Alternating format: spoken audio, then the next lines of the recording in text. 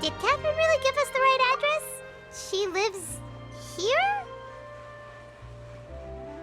Not that there's anything wrong with this place, it's just, a bit of a step down from the Palais Marmonia.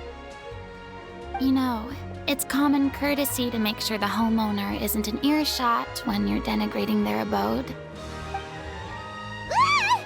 Okay, when did popping out of thin air become all the rage? First Catherine and now you? I was just out on a shopping trip. I ran out of macaroni, so I went to grab a few more bags. I used to have a much wider range of choices when it came to food, but now I'm finding that simple, traditional home cooking can be quite delicious too.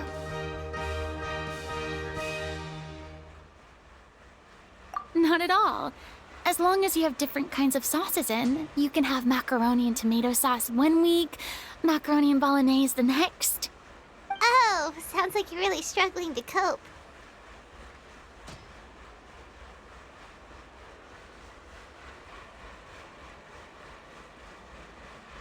How rude! Questioning my cooking skills. The audacity! It's not like I have a very eventful life these days. Actually, I barely leave the house. So I don't see how it's unusual that my meals are a little simpler now too. Besides, I'm sure I could master dishes like la lettre focilor or blubber profiteroles in no time, if I felt so inclined. Ah, there it is. You don't know how to cook. Not yet, maybe, but... Anyway, what are you even doing here? I do hope you didn't come here just to ogle at my fall from grace. Let me first be clear that I'm not taking guests at this time. So if you're just here to clown around, then please be on your way. Shoo! Sorry! We're sorry! Please don't be mad! Yeah, exactly! What the Traveler said! Paimon wasn't trying to make fun of you. Hang on a sec, you weren't exactly holding back either. My help?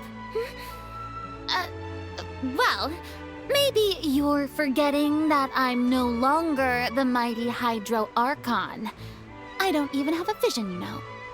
Don't worry, it's nothing that serious. It's just very specific, and you're the one with the power to help! Oh? Well, if that's the case, then fine. I'll spare you the lecture about your attitude just now. So tell me, what specifically makes this matter so specific? Ah, I see. I knew you couldn't have come all this way just to amuse yourselves at my expense. After all, I was once the brightest star in all of Fontaine, well-versed in all the various performing arts.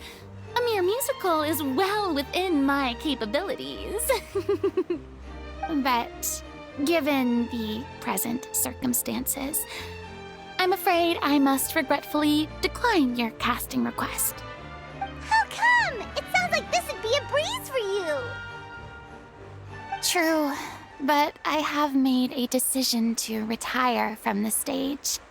Although I am no longer required to play the role of the Hydro Archon, the time I spent inhabiting that character has left an indelible mark on me. Centuries of pretending to be a different person changes you completely. I'm not the same person I once was.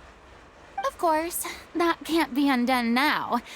It's too late, and I have no intention of reinventing myself all over again. But at least I can say that I no longer desire to play any. Paimon can understand, but this is just a one-off part to fill in for someone who's sick. Surely that's okay. Whether it's a one-off or not, it's a boundary that I've committed to no longer cross. If I make an exception to the rule now, I'm just leaving a back door for myself, which would be the same as not having a boundary in the first place. So I'm not going to perform, and that is that. Okay, guess there's no convincing you. Well, is there anything else we can do to help out the troupe? Otherwise, they'll just have to disband without any fanfare. others who might be interested in the role? Nope. Short and to the point, okay.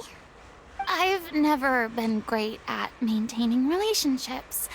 Besides, anyone I've ever worked with probably couldn't wait to get rid of me. Since I'm just an ordinary person now, they'll probably just laugh in my face if I go asking them for help. Look, I'm sorry, okay? I'm sorry I drew a line in the sand without thinking about every possible grain on the other side. Well, is there anything else we can do? This performance really means a lot to the guy we're working for. Have I not made myself clear? You're barking up the wrong tree. I don't want this job, nor do I know of anyone else who would. Sorry. I didn't mean for that to sound so harsh. I wish I could help, really. But if I thought I had the answer to this problem, I would have said so by now. It's all right, Farina. Paimon just wanted to make sure we tried everything. Oh, everyone in the troupe will be so disappointed. Yeah, I guess that's all we can do now. All right, then. We'll see you around, Farina. Toodaloo to you, too. I'm going home to take a rest now.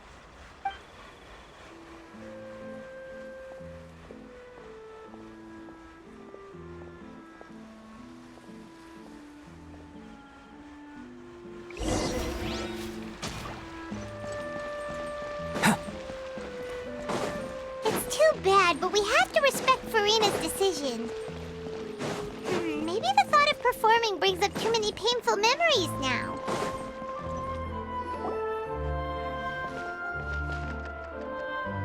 Huh? What's going on? Are they arguing?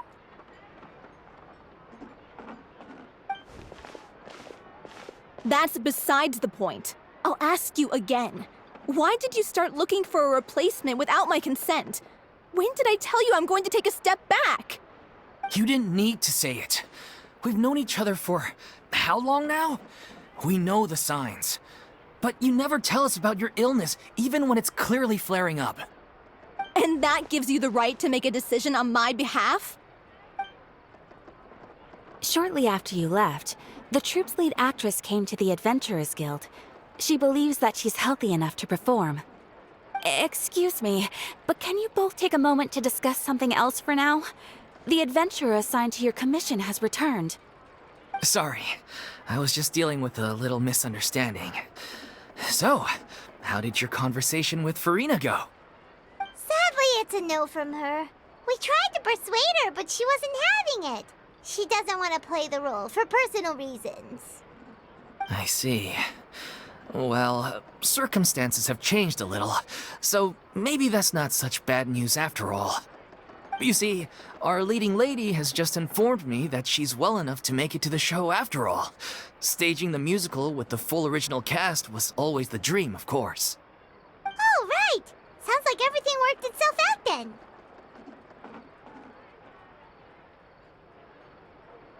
Yeah, she'd be livid. We'd get the scolding of a lifetime. Jeez, is Lady Farina really so harsh with people? Only joking, calm down. So, guess we can consider this case closed now, huh? Despite the fact that we failed to complete the commission, we were still racking our brains. Look, there's no point arguing with you about this anymore. You've made yourself very clear, so I'll stop looking for a replacement. This is the last chance we have, though. If your illness flares up again, there won't be time to find anyone to replace you. So, are you absolutely sure you'll be able to handle it?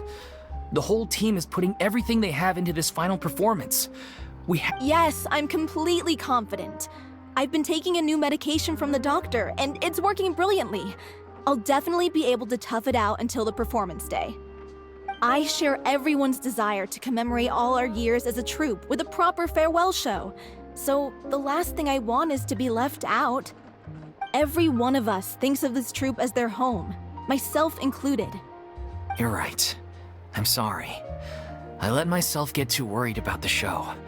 I should have asked for your permission first. All's well that ends well. Sounds like the show will go on.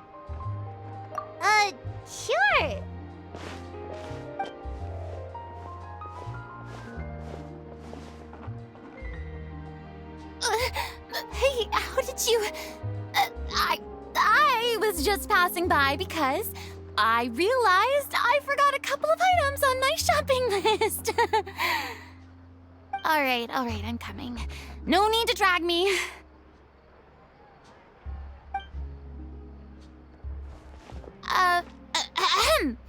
Hello, one and all. I couldn't help but overhear your conversation just now. Farina? Didn't you say you were gonna take a rest at home? What are you doing here? I was just ever so slightly concerned about the situation you mentioned. Yes, a teensy bit concerned, that's all. When you came to talk with me earlier, I jumped right to explaining my position and said some strongly worded things. And all before I even had a full grasp of the situation. Anyway, I just feel a bit bad about how it went down. I'm sorry, Paimon. Oh, it's totally fine. Paimon didn't take... You really have a knack for asking the most uncomfortable questions, don't you? I felt very sheepish, having had a change of heart after flatly refusing you. And then, to make matters worse, you caught me. But in any case, it sounds like the issue has already been resolved. Yeah. When they said they were gonna ask for your help, I almost had a heart attack. I mean, how could we be worthy of having Lady Farina star in our show? There's no need to think like that. And no need to keep addressing me as Lady. Just Farina is fine. I was wondering, if this troupe is so important to all of you, why does it have to disband? If the difficulties are purely financial, then there must be a solution. You could put the shows on pause while you look for a sponsor, for instance. Everyone seems so devoted to the troupe. I'm sure if you keep chipping away, you'll find a way through. We all want to believe that, but some things are just beyond our control. Everything's been going downhill ever since we lost our director. She was the heart and soul of our troupe. She kept us going. Her name was O'Reilly, and she was the founder as well as the artistic director of our troupe. And tragically, she was a victim in the serial disappearances case. What? That's actually how I recognized these two. It was all thanks to their efforts that the true culprit was brought to justice. But still, no sentence can bring our director back to us. She was a loyal fan of your performances, Miss Farina. They were what first inspired her to get into music. She rallied many people around her who were destitute or had lost their sense of purpose in life, and convinced them to join her troupe. She wrote her own scripts, acted on stage, and mentored each and every one of us. People loved our performances back then. We seemed to be going from strength to strength.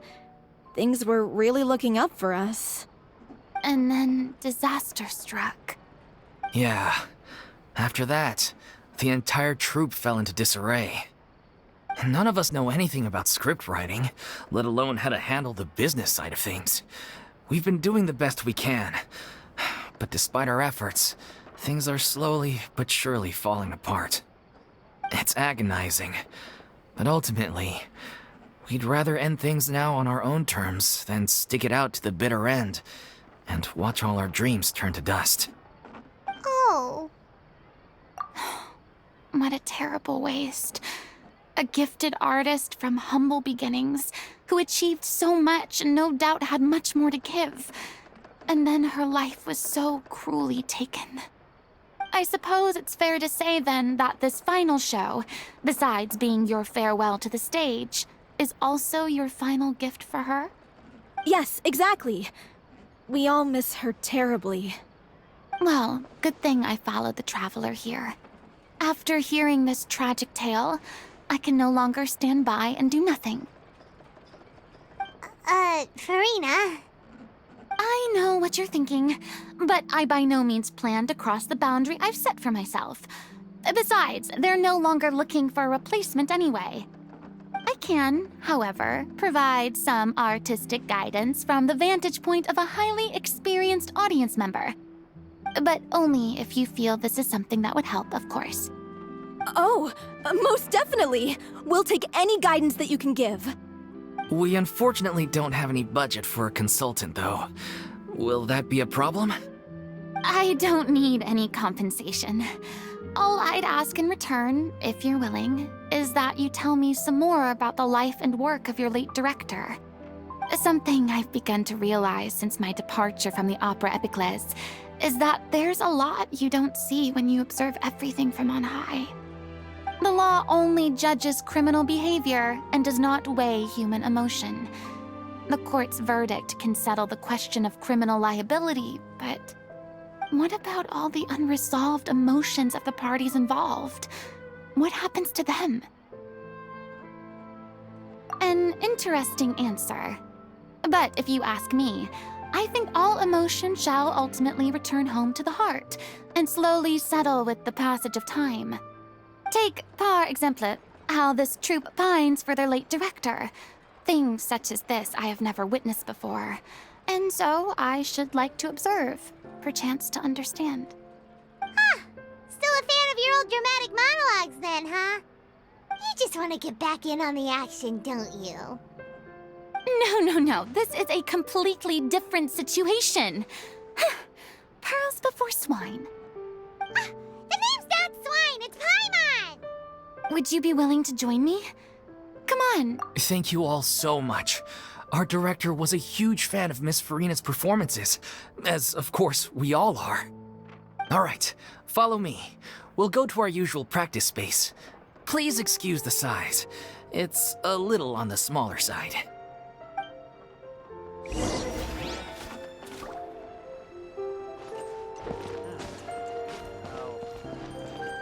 Exactly, but none of them believe me.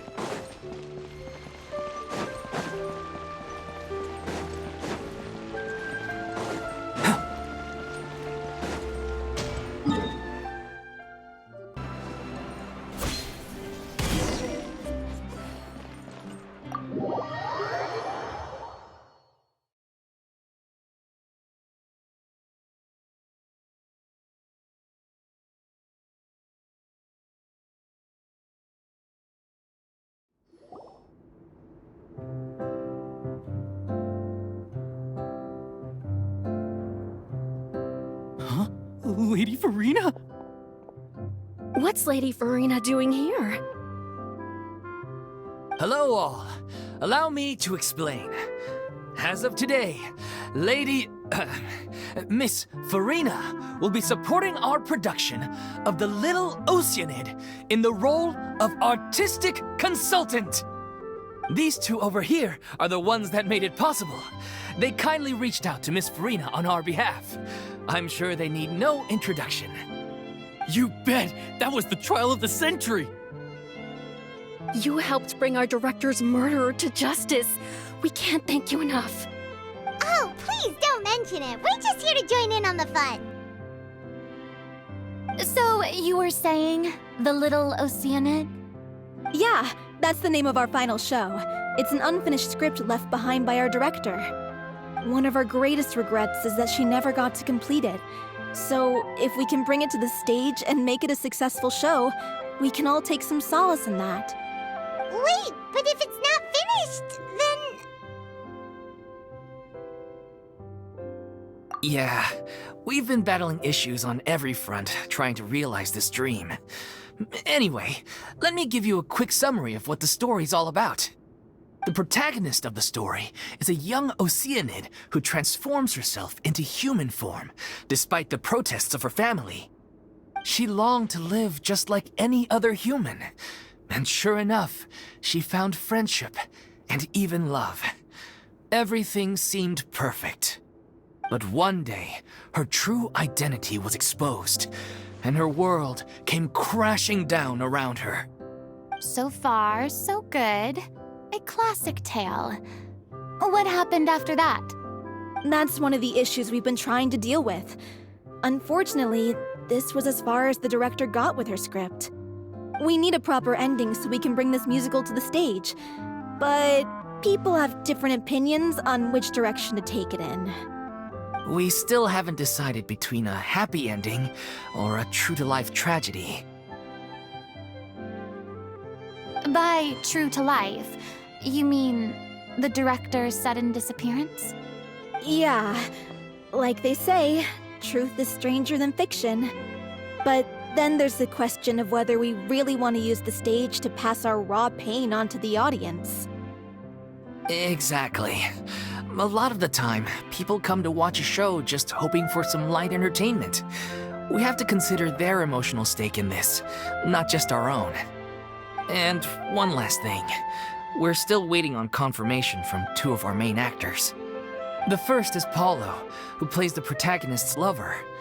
He's locked himself away to focus on writing an ending for the script, but the deadline's passed and we still haven't heard from him. The other is Villemont, who plays the main antagonist. He took the director's death pretty hard. Hasn't set foot in the city since. He did write to us, promising that he'll be there for the final performance, but we haven't seen or heard from him since. So we're not really sure what to make of that. Huh. Although, now that we have Miss Farina helping us, maybe we should take the opportunity to get everyone back together. What opportunity? What do you mean? Maybe you're unaware, but your name has always been like a rallying cry for us. Our director was constantly singing your praises. All of us look up to you as a role model. Oh, stop! You're making me all flustered. Although, not in a bad way. I suspect the reason they're dragging their feet is that they have their doubts about whether the show will really go ahead, considering all the issues you've been facing. But one by one, all the obstacles are being removed. Now is the time to rally the troops. Makes sense. Okay, priority number 1, let's check in with Paulo and see where he's at with the ending. He went back to Poisson a few days ago, said that staying in a friend's home might help him to relax and escape the feeling of isolation. I thought the last thing his friend would want right now would be to take visitors, given that Poisson was flooded not too long ago. But I guess it's the opposite. A friend in need and all that. Yeah, maybe he could use some company. Poisson.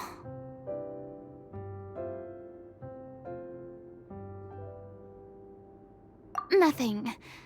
I suppose my presence will be indispensable if we are to restore his faith in the show. So allons-y. To Poisson!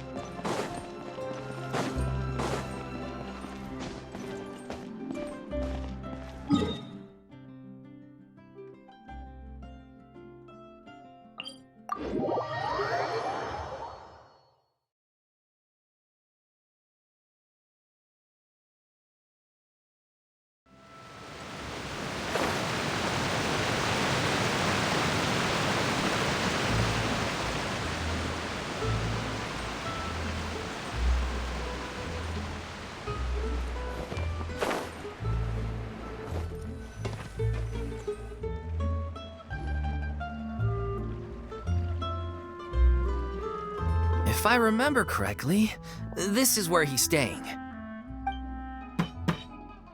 Who is it? It's me. Is the script ready? You came all the way here for that?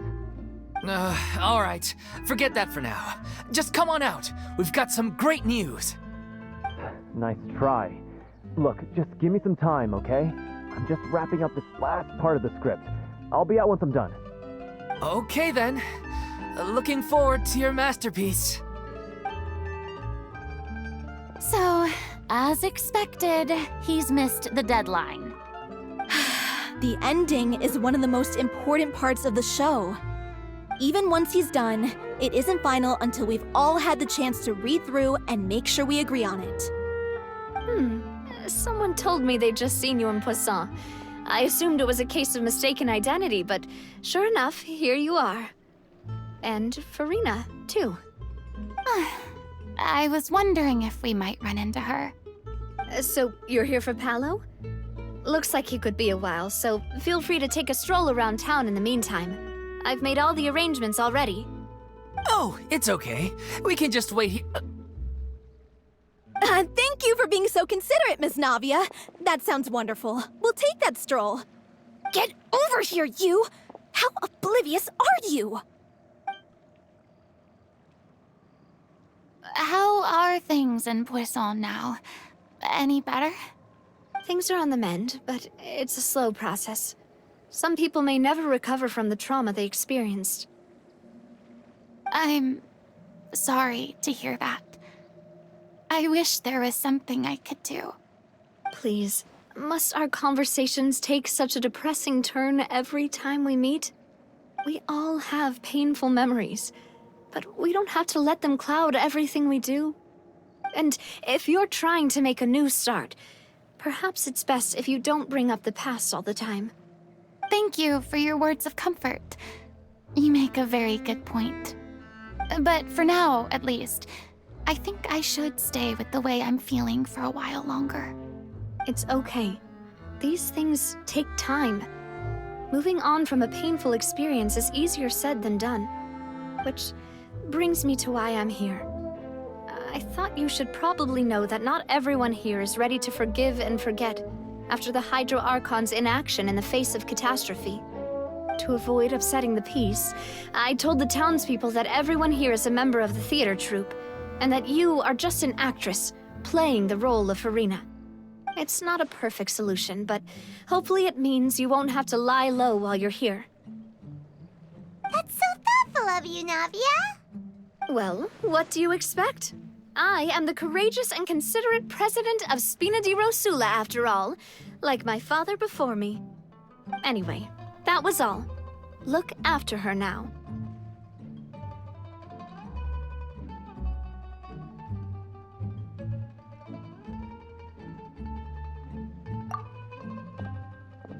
Off we go then. Let's take a look up there. I don't have any friends that I can be frank and honest with, so maybe she's right. You're the closest thing to friends that I have.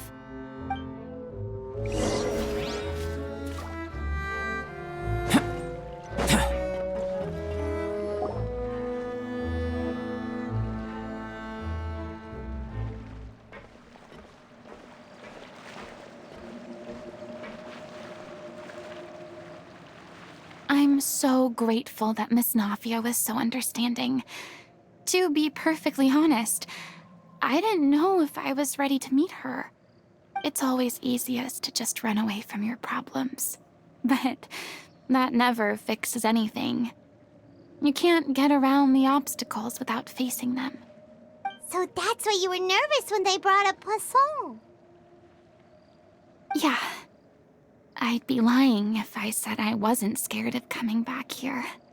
Still, I felt it was something I had to do. As I was saying before, I want to see for myself the things that I never could in the past. I'd be overjoyed if the people here could find it in their hearts to forgive me. But they're more likely to unleash a tirade of vitriol against me. Which, yeah, I can tell people are watching me.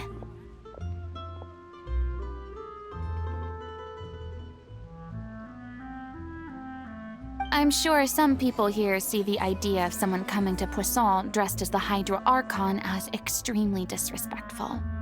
I used to be terrified of the gaze of other people, especially when they had suspicion or resentment in their eyes. I guess I wasn't quite ready for this after all. I'm not surprised you're making yourself. I can't let myself see only the things I want to see. Look! There seems to be a crowd gathering over there.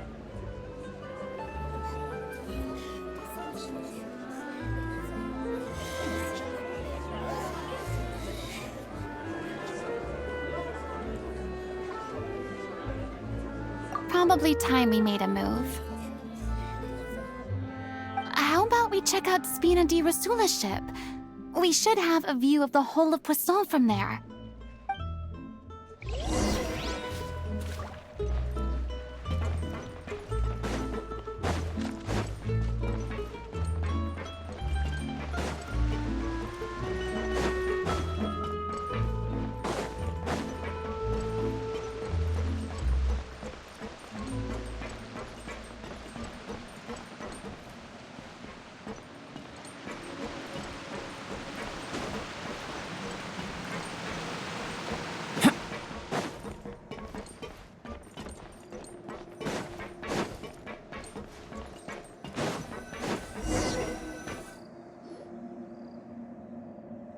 I'm sorry. You probably just wanted a relaxing stroll, and here I am dumping all this heavy stuff on you. We don't mind. It's actually refreshing to see a different side of you. Great. Well, I appreciate your company, so please don't disappear just yet.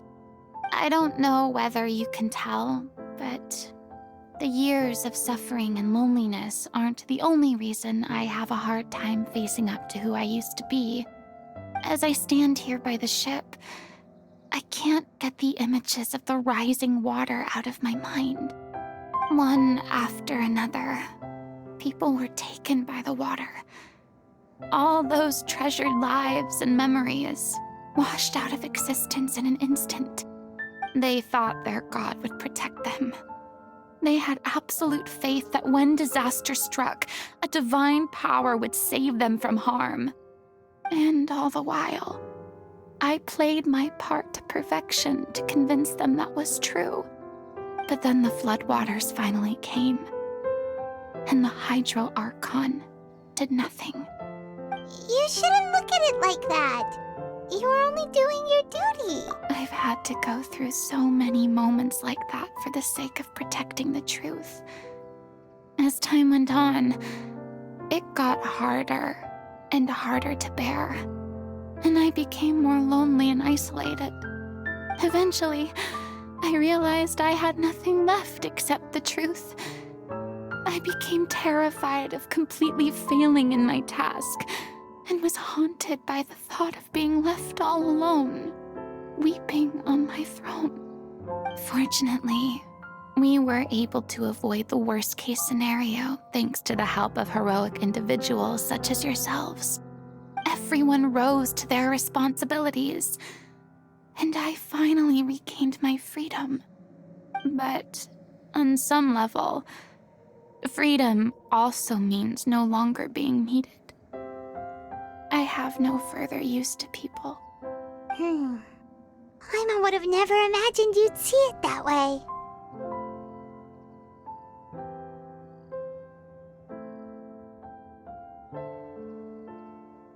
Reward? I guess so. Back then, I didn't even dare to dream about having someone to confide in.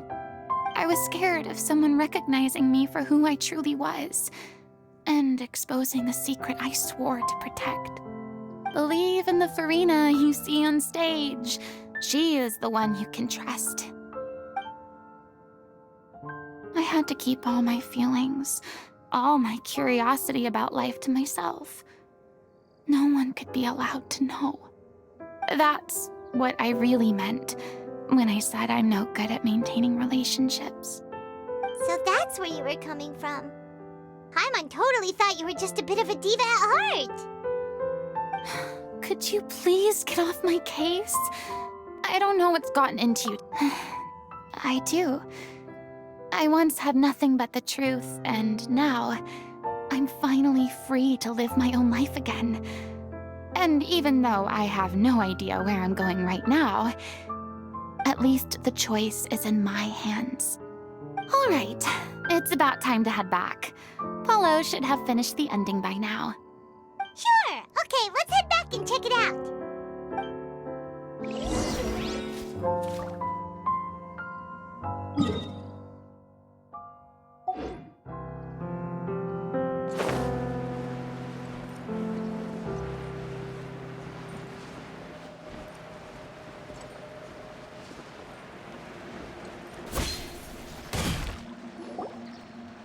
didn't you say you needed to watch what you eat? You're supposed to be cutting down on fried foods, not wolfing down copious quantities of fish and chips, you know? Come on. It's not every day we get to dine at Spina di Rosula's expense. Can you believe how generous she is? I'm not about to pass on free food. Anyway, my character doesn't need to be slim and good-looking. That's your job. Are you kidding me right now? It's not your character's health I'm worried about, it's yours.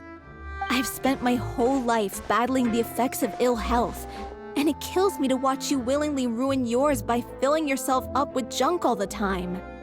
Oh no, looks like they're arguing again.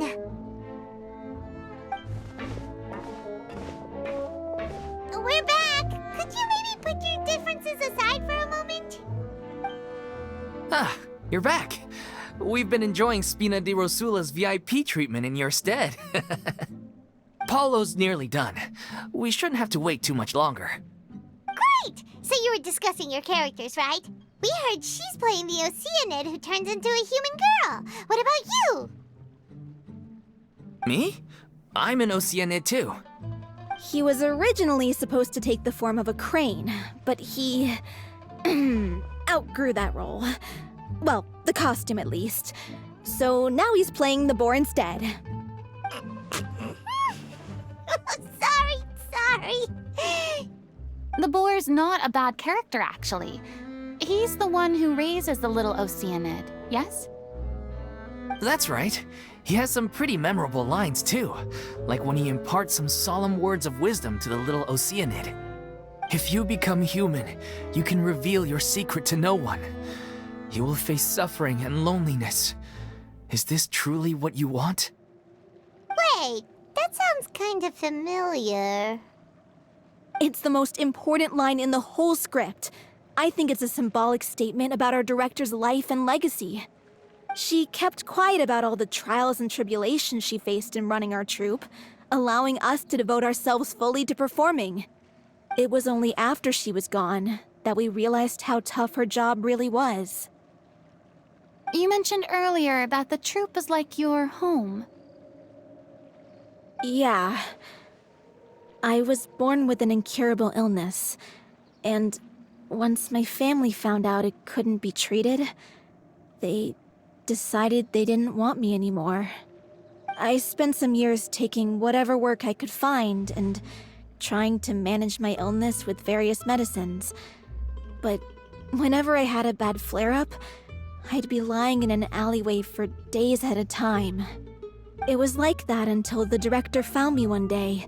She told me I had a great voice and asked if I was interested in studying singing from her. I said yes. She took me under her wing, taught me to both sing and act, helped me find Mora for my meds, took care of me when my condition decided to flare up. I know it was all a huge burden on her. She sounds like a really incredible person. She really was. She gave everything she had to her troupe and the people in it. All of us were so proud to call her our director. I was a lost child too when she found me. As the child of a murderer, my parents weren't around when I was little, so I got sent to an orphanage. The other kids were always picking fights with me. They'd say things like, "Come on, you must be pretty tough if you're the son of a murderer." It was just to taunt me, though. I was an easy target, and they knew it. One day, I got beaten up so bad that I just couldn't take it anymore, so I ran away. I lost all faith. Let me guess. Fortunately, the next person you ran into was the director. Yeah. For the first time in my life, I was somewhere I felt safe. And I promised myself I'd stay here until the day the group— The day you hoped would never come. Oh, you're finally done? Get your butt over here. There's someone I need to introduce you to. This is our new artistic consultant, Miss Farina. Farina? The Farina? Oh my god, how did you manage to wrangle that? Please, the honor is all mine. I was profoundly moved to hear about your troupe and your wonderful director. Same here! Even so, this is just... Oh, wow. I'm sorry. I'll try to calm down. Now, where was I? Ah, yes, the script, of course. Let me give you a rundown of how the story unfolds in my version of the script. I'm sure you're already familiar with the beginning of the story. A little Oceanid decides she wants to become a human, against the wishes of her family. She finds love and friendship in the bustling city. But then, disaster strikes. The people start to notice that all the fresh water in the surrounding area is slowly disappearing. The soil is becoming arid, plants and flowers are withering, and the people begin to panic.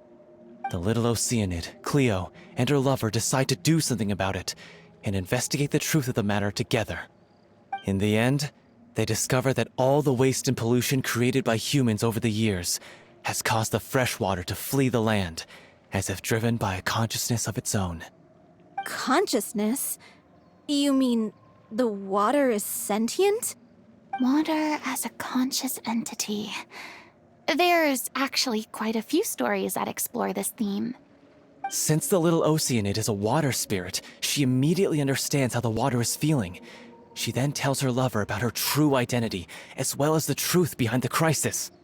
Her lover accepts her for who she is, and works with her to find a way to bring the water back. However, unbeknownst to them, there were some people eavesdropping when she revealed her secret. The little Oceanid is accused of being directly responsible for driving the water away, and faces the greatest dilemma of her life. And then? In the end, she makes the brave decision to sacrifice herself to save her lover, and the rest of humanity. Huh? But didn't they all treat Cleo like a villain? Why would she want to save them after that? Well, she mainly wanted to save her lover, plus everyone who'd stood up for her. Through her love for her human partner, she was able to find an even greater love, one that extended to all of humanity. Surely the biggest strength of Cleo's character.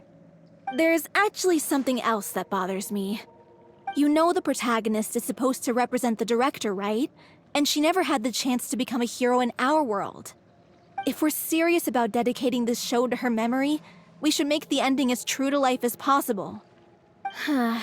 What about if the little Oceanid is hounded to death by people who hate her, her lover makes sure her secret never gets out, and humanity continues down the path to extinction? That sounds like too cruel of an ending to me, and perhaps a little irresponsible to present to the audience. That ending would be a perfect mirror to Director Aureli's death, both arbitrary and meaningless. On the day when she went missing, Director Aureli had instructed us all, somewhat out of the blue, to leave the court of Fontaine and wait for her outside the city. We waited and waited at the rendezvous point, but she never came. By the time we returned to the city, she disappeared without a trace. We looked for her. The Gardamex looked for her, but she was nowhere to be found. Increasingly, all the signs seemed to point to her being the latest victim in the serial disappearances case. The director was the kindest soul in the world, yet she was senselessly sacrificed for the sake of a so-called experiment by someone who had nothing to do with her at all. But doesn't the way she suddenly told you to leave the city suggest that maybe she had some sense of what was about to happen? It almost seems as if she was moving. I've been trying to follow up on that ever since, but all my efforts so far have turned up nothing. Villemont might know something, but he won't open up to me. Villemont? The one who's playing the role of the villain? Yeah. He's been overwhelmed by grief. I think the director's death hit him hardest of all. Grief? Guilt, more like. Also, I have a hard time imagining that anyone took it harder than me. Because I was deeply, madly in love with Aureli. What? You kept that one quiet. It's time to be upfront with you all. No more keeping secrets from each other. We'll never be able to agree on the ending if we can't be honest about how we feel. I did tell her how I felt once, but she turned me down pretty much straight away. She said that we were all like brothers and sisters to her, and she never considered us as potential romantic partners. Not that it came as a shock or anything. It was what I was expecting to hear. So I told her I'd always be there for the troupe, and I'd always be there for her.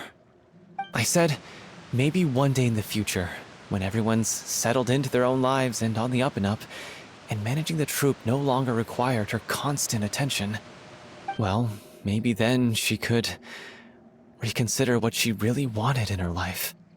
And now, that day will never come. Oh, Paulo. So if I'm the one writing this ending, then I'm gonna make sure it does right by O'Reilly. I won't let anyone get in the way of that. In that case, you have to straighten things out with Vilmont once and for all, face to face. We've all had our differences of opinion over the ending, but those two have never seen eye to eye on anything. One of them has to compromise if we're ever going to reach a final decision. Well, if that's where we're at, looks like it's time to go visit Vilmont. Are you ready to face the truth? Honestly, I'm slightly terrified. But for the sake of our final performance, I'll do whatever it takes. Funny you should ask, though. You really do get what I'm going through right now. I certainly do. Come on, everyone. Allons-y!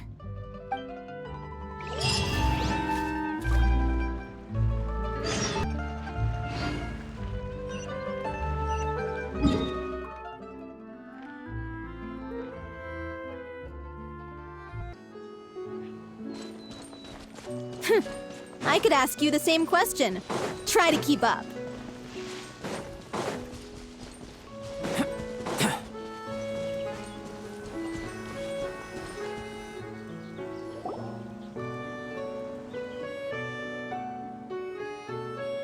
Ugh, as if this journey wasn't tough enough already without a roadblock.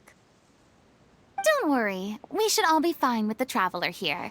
We don't need to take a detour. Wait, why are you all looking at me?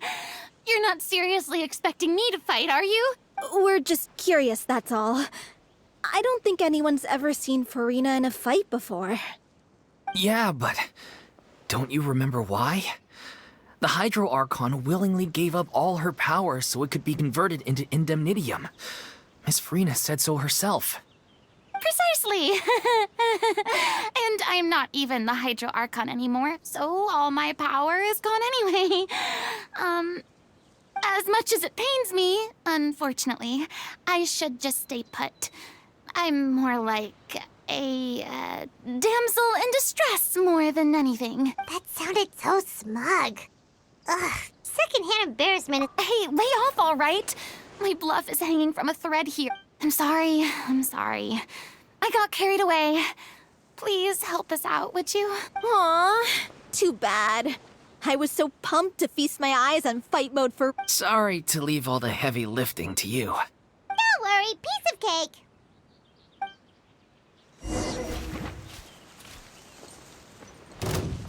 Live! Torn to oblivion! Ha! Ha! Burst forth! Yeah! I will have order!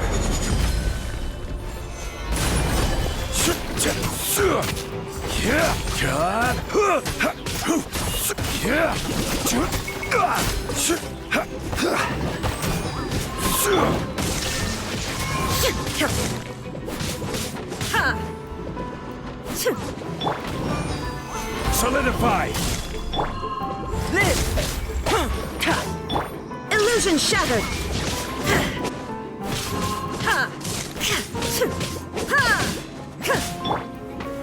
Stabilize!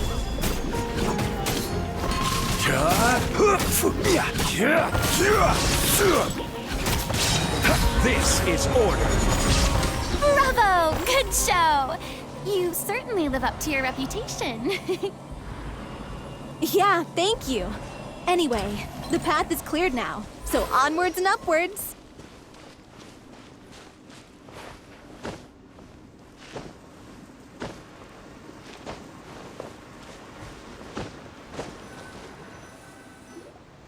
Vilmont! Are you there? Huh? Oh, it's you guys. Wait, what's Lady Farina doing here? I can explain. We've been rounding up the whole troop. We now have everyone except you. So, you think knowing the truth about the director's disappearance will help you write an ending to the script that pleases everyone? I care just as much as everyone else about making the Little Oceanid a success. That's why I wanted to wait until after the show. If I open this can of worms now, I just don't want to make things difficult between us. We're supposed to be a unit when we're on stage. Viamont, avoiding the truth will not help anyone. Unless you mean to suggest that Aurelie's death had something to do with you. I don't want to talk about it. Listen, Viamont. I used to think that my love for Aurelie was a point of shame. I never brought it up to anyone. But now, I've made up my mind to put it all on the table. I'm prepared to face everything, to sacrifice everything for the sake of the show. The Little Oceanid cannot be complete unless we do justice to Aurelie on an emotional level. This is why people think of you as not being the smart one. As you all know already, the troupe was kept afloat not from ticket sales, but donations from the audience. Of course, that was nowhere near enough. We took on side jobs when we weren't performing, but even then, the troupe's financial situation was pretty dire. So, anyway, one day after a show, a merchant came to me and offered us a huge sponsorship. In return, we just had to provide the audience with their... It seemed like a win-win, so I said yes to it on the spot without consulting the director. It was only when the merchant came to deliver the goods, the drink in question was synth. Isn't that the drink peddled by the culprit behind the serial disappearances? I freaked out when I saw the boxes. And I told the director everything right away. She was completely shocked as well. But she didn't reprimand me for making the decision without consulting her. Instead, she contacted the merchant and stated that the troupe could not agree to this collaboration. The merchant was furious, berated us for going back on our word, and threatened to sue us for damages. The amount was astronomical. There was no way we'd be able to pay. And then? I was going to sort it on my own, but the director stopped me. She said that this was an issue for the whole troupe, and it wasn't my fault. But things only got worse from there. The synth merchant just wouldn't let up, and then suddenly the director told us all to leave the city one day. I knew then that things must have reached a boiling point. I admit this whole thing was my mistake. I didn't dare to tell any of you the truth back then, and after the director disappeared, I was... Yeah, I got Aurelie killed. There, I said it. Happy now? Hey, don't say that.